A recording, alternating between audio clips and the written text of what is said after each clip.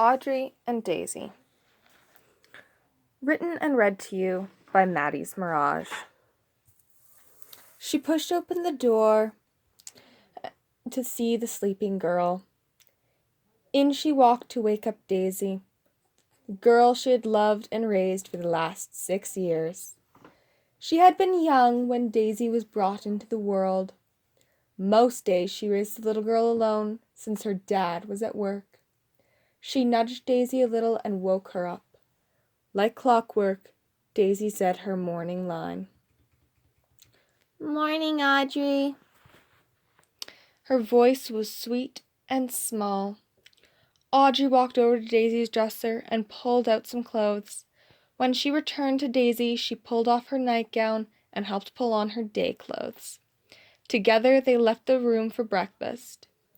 Audrey pulled off the counter a bowl and gave it to Daisy, who had climbed into a chair. Then she opened the cupboard and pulled out cereal. It took her a moment to open the fridge and get the milk out. Audrey grabbed a spoon for Daisy before carefully watching her pour the milk.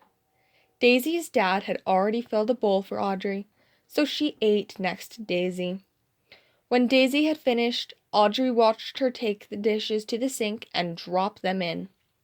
Daisy walked with her to the bathroom, where Audrey watched Daisy brush her golden locks and clean her pearly whites. Her bright blue eyes sparkled in the house's dim lights. Audrey looked around her house once again as Daisy brushed her thick and long black hair. Her home was a mess, yet perfectly clean. The wallpaper was peeling and the planks were stained from years of spills. Even the varnish was fading away. The couch Daisy sat on was old and frayed, and the carpet was moth-eaten.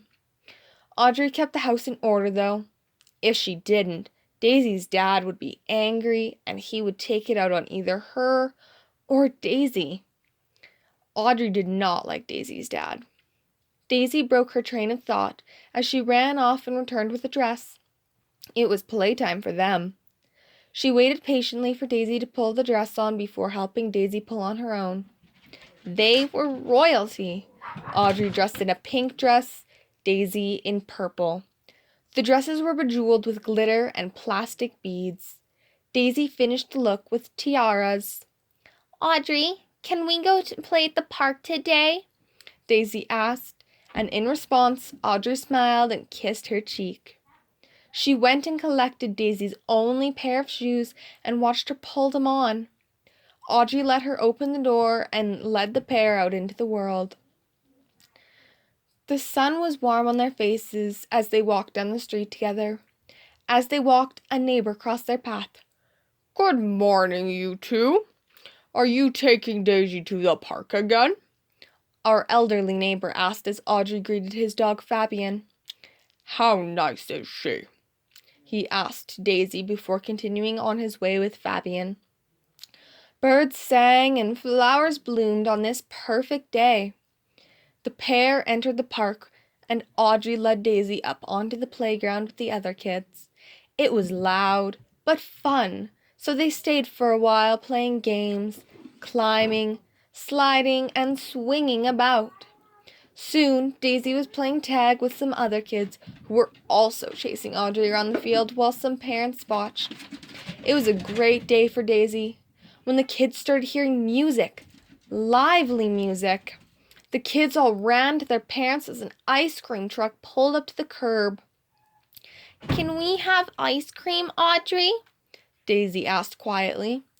Audrey smiled and thought for a moment. They had no money, so she led Daisy to the back of the line and they waited, last to be served. Daisy looked excited, but Audrey was worried. When they made it to the front, the man in the truck smiled, seeing Audrey and Daisy at the window. "What would you like, little girl?" the ice cream man asked in his squeaky voice. "Can I please have a vanilla cone?" Daisy asked the man politely. "And would you like sprinkles?" he asked kindly. "Oh, can I?" Daisy looked genuinely excited. "Of course you can," the ice cream man told her before making her ice cream cone. He handed it down to her. "Oh, thank you." She was very happy to be able to have an ice cream cone. Audrey turned and saw one of the moms smile at her. She also knew Daisy and Audrey and how they didn't have much to spare at home. So it seemed that she had taken to be kind that day. Audrey walked Daisy home while she ate her ice cream, sharing some with her.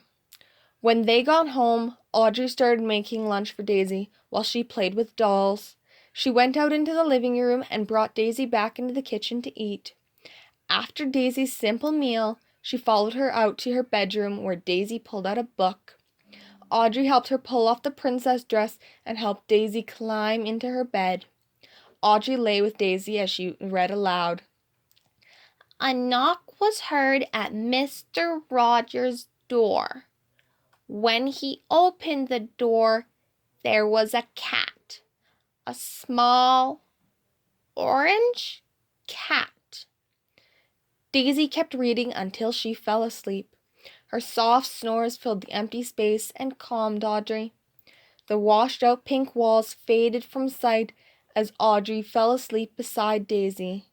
The last thing she saw and smelled were the strawberries from the shampoo Daisy used. Audrey awoke with a start when she heard the door open and slam shut. Audrey extricated herself from Daisy to investigate. Daisy, I'm home. Where are you? Audrey knew that voice. It was the voice of Daisy's mother. Audrey came out so that she could be seen. Daisy's mother snapped at her. What do you want, dog?